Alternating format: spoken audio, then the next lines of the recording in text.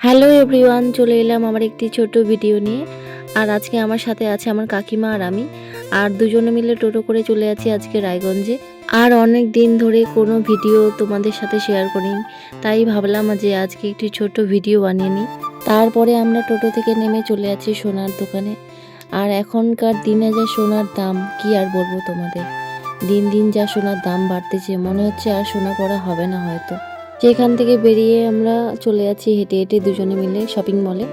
Style বাজারে ঢুকবো, কারণ কাকিমা কিছু কেনাকাটা করবে আর তার সাথে আমিও কিছু কেনাকাটা করব।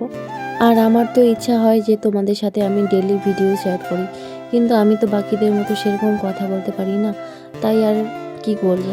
এমনি তো আমি অনেক কথা বলি, কিন্তু ভিডিও বানানোর সময় যে কেন কথা বাড়ায় না মুখ থেকে, কী যে বলি।